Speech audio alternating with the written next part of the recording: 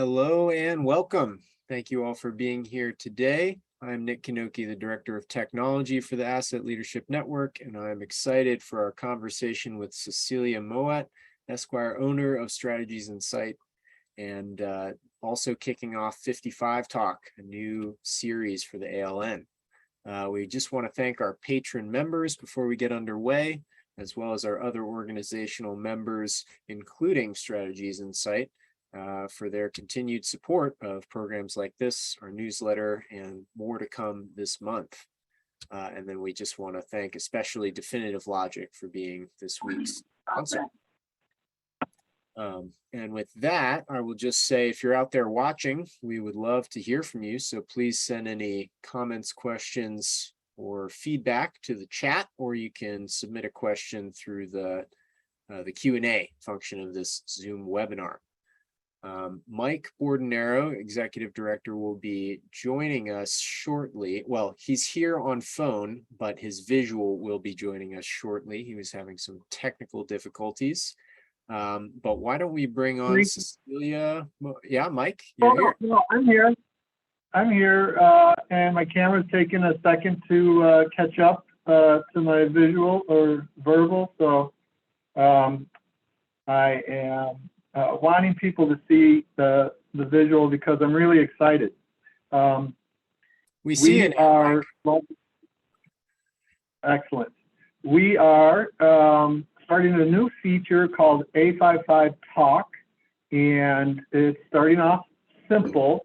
Every week in our newsletter, we are going to have one of our member organization representatives or one of our supporters or ALN senior fellow tell us one of the ISO 55000 or 55001 or 55002 sections that they really like, maybe some of the principles, or let's see, Jack Dempsey mentioned policy last week, but we thought we needed to have a actual launch of this activity, which we are going to be collecting each one of these sections, and then we'll be able to publish people's comments about the sections of ISO 55001 and 2 that they like, so that more people will understand the document itself from a personal way, not this abstract Bible that's off in the distance. You know, this is something that we're really excited about, and there's no person better in the world to share your excitement with than Cecilia Mowatt. So that's why we're launching with her. And when she found out about ISO 55000 and that there was the ISO 55001 4.2 involving all relevant stakeholders section, she just fell in love. So we're going to have her share some of that. And Nick, both Cecilia and Nick and myself are A55K professional certified. So that means that we've been trained about the documents in a very structured, formalized way. And so we're going to have a kind of open discussion, and we're hoping to include your comments and start, getting other sections talked about and discussed and brought forward. So Cecilia, so good to see you again. And thank you for all of your support for my mother. I missed last week's event. My mother was having her hip replaced, and everything went well. And I'm broadcasting from the Hartsfield Village Rehab Facility in Munster, Indiana, where my mother is getting wonderful care and is making progress day by day. And Cecilia has lent her DVD player, so I watch NCIS DVDs with my mother. She loves NCIS, so that's part of her healing. So got to say thank you to Cecilia for that. And welcome. How are you doing, Cecilia? I'm doing great, and I'm doing even better with the news that your mother is progressing well. That was answer to prayer. And, when we're talking about asset management, one of the things that I loved about ISO 55000 was this whole question of stakeholder management, and the fact that at the end of the day, the most important asset any of us has is our relationships with each other. And so this issue of our relationships, that means the personal and the professional. The personal are the most critical, and a mother and father are and then children, which Nick is learning, are the most important assets in our lives. Those family members and the chosen family. The relationship is the the asset, not the relationships, people. not the people, but the relationships, and how we can nurture those relationships and how we can grow them, and the blessing that they are to us to have. So thank God for your mom. And let's go straight to reading my favorite asset management section, which is 4.2, the understanding the needs and expectations of stakeholders. And it's really so very simple, guys. When you read the ISO 55001 requirements, the things that you must do in order to do good asset management, they are pretty straightforward. 4.2, the organization shall determine, 1, the stakeholders that are relevant to the asset management system. That means an inventory of who those stakeholders that are involved and are relevant to that asset management system that you're going to manage. 2, the requirements and expectations of these stakeholders with respect to asset management. And oftentimes in asset management and ISO 55000 discussions, we are focusing on internal stakeholders, but this needs to be extended beyond your usual suspects to include external stakeholders as well. Then 3, the criteria for asset management decision-making. What decisions do you make in partnership with stakeholders? Those are the questions you need to ask then. And then the 4th one, the stakeholder requirements for recording financial and non-financial information relevant to asset management and for reporting on it both internally and externally. This is the communications aspect of it. So it's really very simple, but it ties back to understanding the organization and its context in 4.1, which is looking at all the external and internal issues relevant to the purpose of the organization and its ability to affect and achieve the intended outcomes of its particular asset management system. So when we look at this, one of the things that I think we have to focus in on is it's not just determining and establishing these lists, it's understanding why you're doing them, who is involved, asking, not just assuming, because you can establish all of this in a vacuum. You could sit and brainstorm by yourself and give a document. But is that document really going to be living? Is that document going to be relevant? Is it going to be helpful? Is it going to be optimal? Not unless you include everyone in the organization and the evolution of the document. So that's my love of it. So I'm going to let you ask some questions because I can go on and on about that. Well, that's what we wanted you to start off with, that explosion of excitement about ISO 55000 and your favorite section. And we started a little bit backwards. Usually we start with how did you get to this point in your asset management journey? So I'm just going to fill in a little bit that Cecilia was excited about this section of ISO 55001 because in her community development work that she has been doing for many years before she even knew about ISO 55000, she had come up with the phrase of involving the unusual suspects. So she was already actively practicing what ISO 55000 calls out in a very structured format. And I am assuming for her that that is why she was excited. Cecilia. Well, absolutely.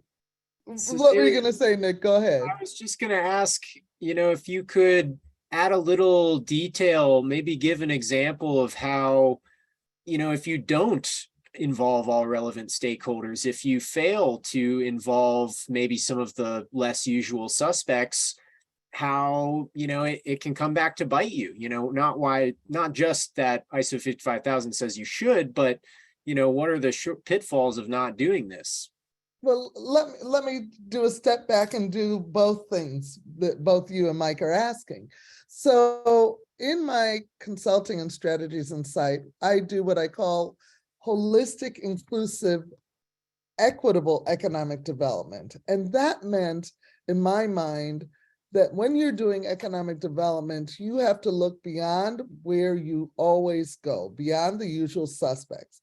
And that's on a number of fronts. That's on the front of when an economic development organization is targeting who should come to their community and which businesses they want, making sure that they're not just looking at the same old targets, like large corporate offices, that they're looking at service organizations that might create some of what we call the fabric of wraparound services for development in their community, and that they're looking at retail and different types of real estate users. And so that they also then don't look at the same locations, because oftentimes there's the favorite location where everybody goes and everything else remains undeveloped and subpar in terms of utilization and optimization. And so the goal with this concept was that we should have people think about what's not at the table, who's not at the table, where else could we be going? And so when you look at the asset management 4.2 and ISO 55001, where it actually puts a concrete placeholder for doing this kind of inventory work, it's not rocket science, it's just a checklist, but it's a mindful checklist. It's helping you stop and think about something that's important, because if you don't think about it, there's the likelihood and probability that you will not optimize your outcome. So is that answering both questions a bit? Yes. And I'm going to interject my janitorial service response to this. And Cecilia knows this one. If you're planning a new building or an addition and you don't involve all relevant stakeholders, you might put the janitorial closet 100 steps away from where it's needed. And 100 steps a night in each direction over the course of 100 years might end up costing you more than the building itself. So involving the janitorial services in the plans of your building, that's one example that I've made up going back to my days with BIM about having people understand things. Well, and not only that, so there's the physical, where's the janitorial closet?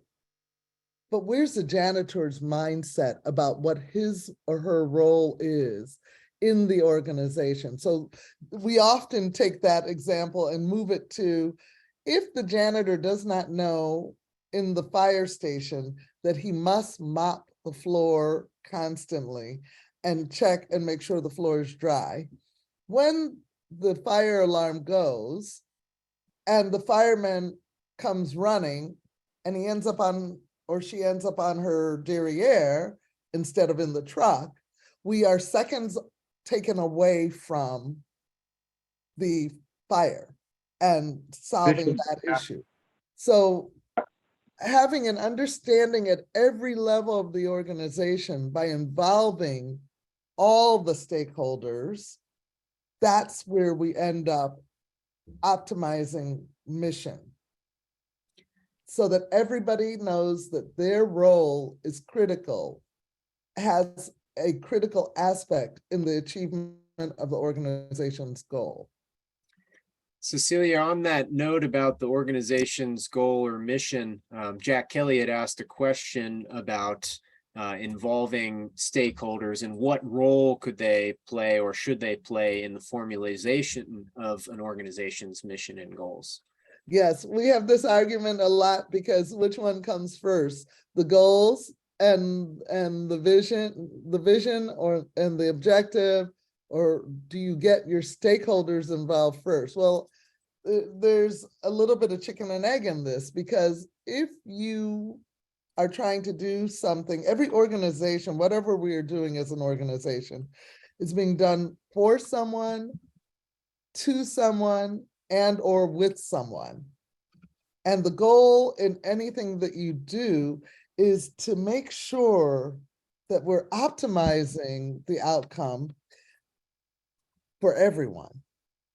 And you can't optimize it if you don't understand what people's needs are. So when you think about establishing the requirements and expectations of stakeholders, you need to know who those stakeholders are first.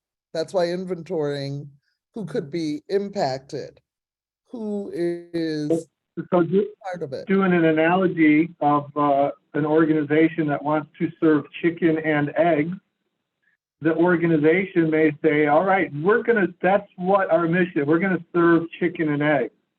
But we don't know when the customers are gonna want these. So we might engage the customers to find out if we should be serving the eggs in the morning and the chicken at lunch, or maybe it's vice versa because there's a factory and the night shift gets off in the morning and they're hungry for dinner. And so they want chicken first and eggs, so there's stages of involvement. Relevant stakeholders may be that there's only 2 people to start, it's not a total vacuum, and then you keep involving more and more people as you go out. Yeah, absolutely. I really like how the janitor and the chicken and the eggs, both of these that we've been talking about, show how it's not that we don't think the leaders are smart enough or educated, or really smart people can just not think quite far enough, or they're just out of their own box. It's just much easier to kind of get every perspective if you ask people who have those perspectives, rather than trying to put yourself in everyone's shoes and do it all yourself.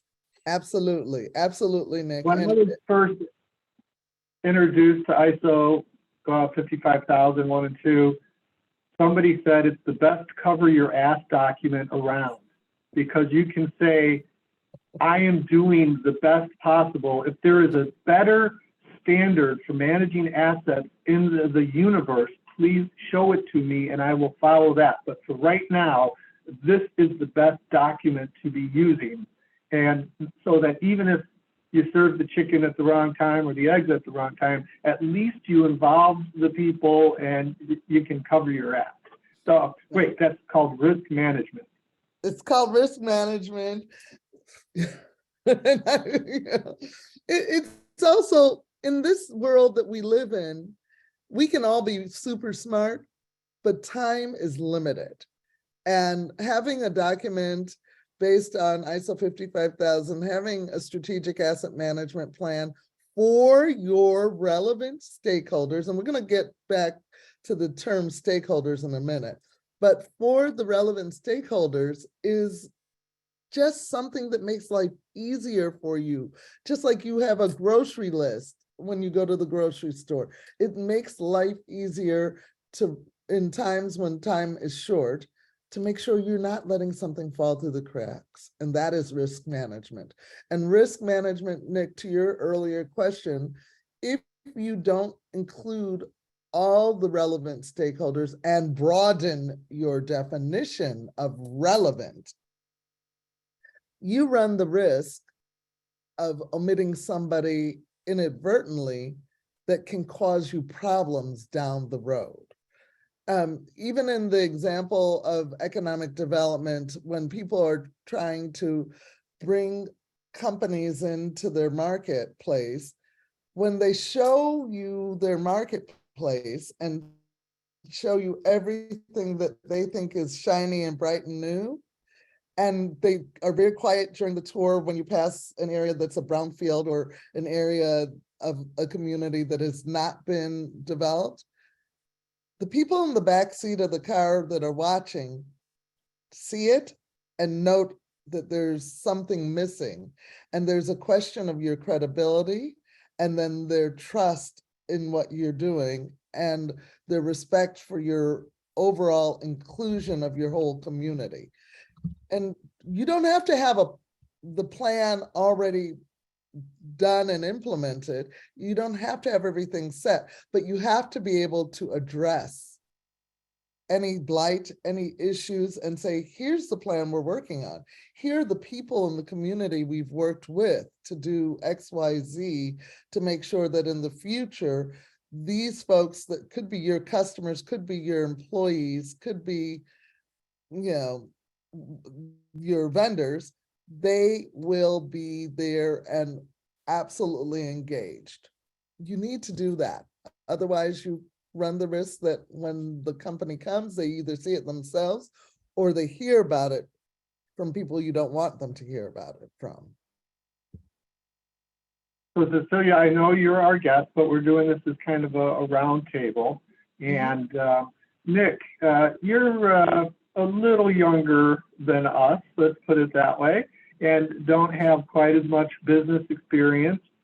So I'm curious to know, when you saw ISO 55001 and 2, and you studied it through the course that's offered by the Andrew James Advisory Group, 11 people just are finishing the class, and we'll be taking more tests starting tomorrow. But when you were exposed to it, what impression did it make on you in terms of seeing how an organization manages itself and the steps that all of these people from around the world thought were important to managing the assets of an organization? Did anything jump out at you? A number of things, just what came to mind as you were speaking and that I put in the chat earlier was continuous improvement and this concept of, we're not fixed. We don't look at our mission, write it in stone, and then go on forever chasing that thing we wrote on the rock, years ago. We got to continue as the stakeholders change, as the conditions of the environment in which the context of our organization changes. We got to continue revisiting not just our mission, but maybe start with our mission and then looking at how those processes must change to continue achieving that mission in changing conditions. So that was definitely one thing that jumped out at me as a best practice, not just for an organization, but for any person, is to see in a hopeful sense that change is coming down the road and you got to continually look at your, I see your. I'm gonna ask you to put that in context of something. I know you are an avid rock climber and that you laid out a path up a 1,000-foot cliff all by yourself. Well, a new path with one of your colleagues. So can you relate that continuous improvement concept to something that you are doing, that you experience in your rock climbing? Oh, I see so many parallels, but maybe one I'll mention for skiers out there, or, and I think in a lot of different ways, often the people who are at most risk are people who know nothing and people who know a lot, because if you know nothing, you don't know what you don't know. And if you know a lot, you think you know it all potentially and are subject to, just missing things. So I think just continually checking back in, where am I at in this journey as a climber or a skier or a business leader? What are the potential pitfalls that may affect someone like me? And, just continue making sure that you're checking in and, referring back to that always evolving body of knowledge in your sport or in your sector or in your position, and say, oh, this is kind of in the vogue right now. Does this apply to me? Is this something that I've, made sure I'm covering my bases? just because I know time is limited, I'll speak about one more thing that jumped out initially in ISO 55000 with me, specifically 55001. Is it 5, leadership and commitment? Yes, section 5 and 5.1 specifically is the leadership and commitment piece. Just because and we already kind of disproved one of my initial thoughts, which is, well, the leadership sets the mission, and now I'm like, oh, well, the leadership maybe sets the mission, but then immediately reaches out to their stakeholders to, kind of continuously improve that mission. But my basic thought, and maybe it's just jaded coming from the Asset Leadership Network as one of my as my main source of information and growing up in this asset management world, I really think it's so important for that buy-in from the top, just to make sure that resources can be available that are needed for the asset management system, and just to provide that clarity and alignment to all the stakeholders about what is our mission, what is our direction, how do, in our culture, what are our values as an organization, and setting in place the policies to kind of continue that on. So I really, recognize section 5 leadership and commitment as being a central part of the equation. Absolutely. And I would agree with you with that one, Nick, because you always cast the shadow of the leader in any organization to create culture.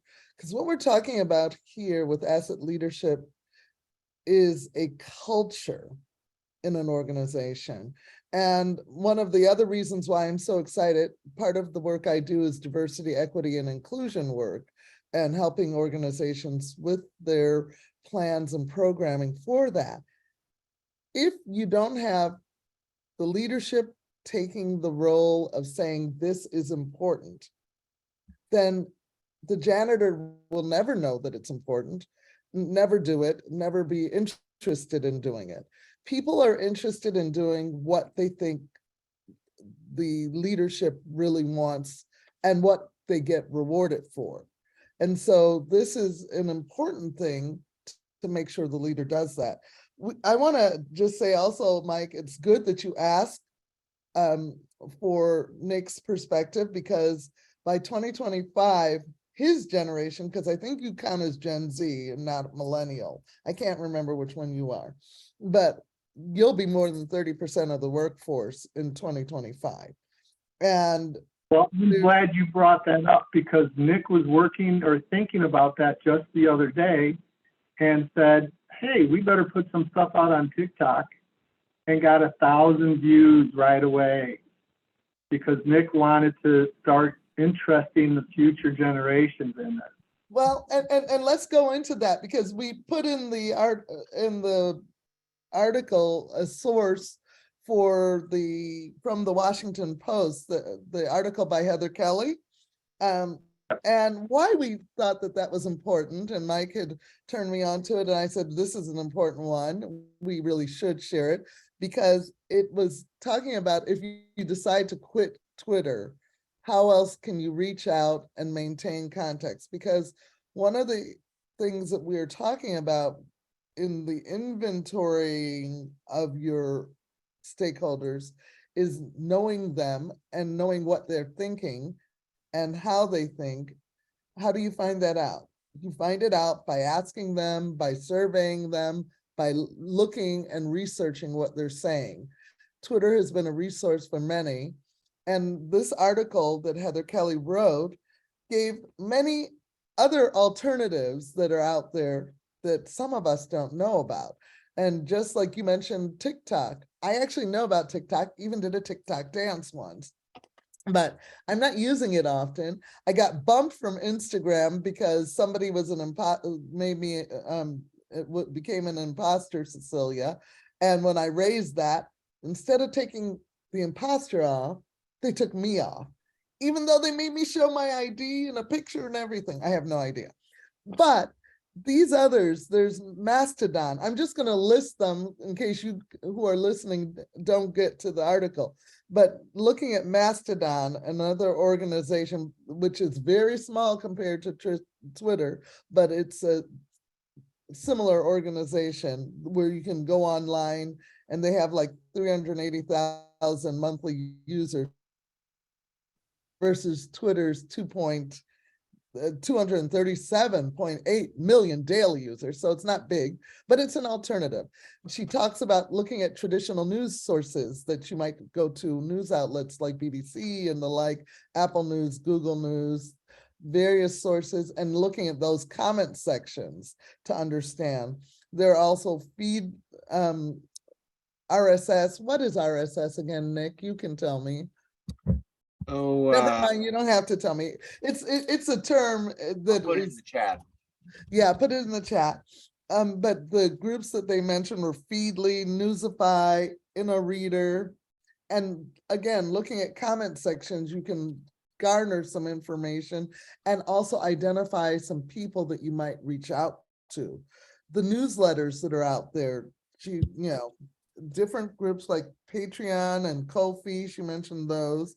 But the thing that I love that she said, forge personal relationships. In the world of digital, we have gone away from what is so important. Pick up the phone and call somebody. Send a text message. It's not as personal, but it's something you can use using WhatsApp, using your LinkedIn. All of these resources are there for you. YouTube, podcasts. This is another resource to find out information. Here, ALN Thursdays at 3. But forging personal relationships and going beyond the digital, I would recommend highly, because people are in need of learning again how to converse and connect. And this is critical in achieving any goal of your organization. So Cecilia, thank you for not only talking about your favorite section of ISO 55001, which is involving relevant stakeholders, but how to do that, to use the traditional tools of a personal connection, but not to forget that we are in the information age and that there are a host of information age tools that enable you to connect with your relevant stakeholders. Nick, And that's I a just highlight. have I normally send Nick notes about highlights from our guests, but I just for the first time said that's a highlight that I said. And I also want to, note that some people have been chatting, and Art, indicated that the way he got approval for his ISO 55001 certification was by saying it's the world-class best way to cover your ass. I doubt that he used those terms, but he mentioned that. And Obaid kicked in, and while we've been talking about the individual aspects of these documents, he said that the use of the documents overall is the best way to break down silos. Yes. And so thank you, Obaid, for mentioning that. And we're going to reach out to you on email, and let's keep the discussion going, Obaid. Yeah. We'll let Cecilia make a final comment, Okay. and then we'll let Nick sign off. Okay, well, let me make the final comment with throwing something else out there for you to think about. Stakeholders. First of all, I want to answer Obaid's question. Asset management, ISO 55000 is for tangible and intangible, and the intangible is the relationship. So yes. And then, an example of using a podcast came to my mind. Takeout Tuesdays is something Prince George's County, and I think we might even have somebody from Prince George's County, does to reach out and share about what they're doing to reach their stakeholders. So this is a tool you can use. So, digital is important, but telling the story of your organization is most critical. And then last but not least, stakeholders. We might start translating that into a different term, because stakeholders is not as inclusive as we really thought. Interested parties may be a better term. It's a term that is also defined in ISO 14090, interested parties, person or organization that can be affected by, or perceive itself to be affected by a decision or an activity. This is critical because stakeholders in the old days were people that owned land. They had a stake in property, and that means that you would be excluding people that didn't. So for Indigenous people, Black folks, that term doesn't always work. And we have to learn to be more sensitive and start learning what people will relate to. So interested party might be one. And interest is important because it's about curiosity and excitement, not just the financial. It's getting them involved. And that's what I think is critical. So thanks to Mike for introducing me to ISO 55000 and Asset Leadership Network. I have enjoyed this, and it aligns with what I do outside of the world of asset management of things, but people's relationships being managed is most critical. Well, I will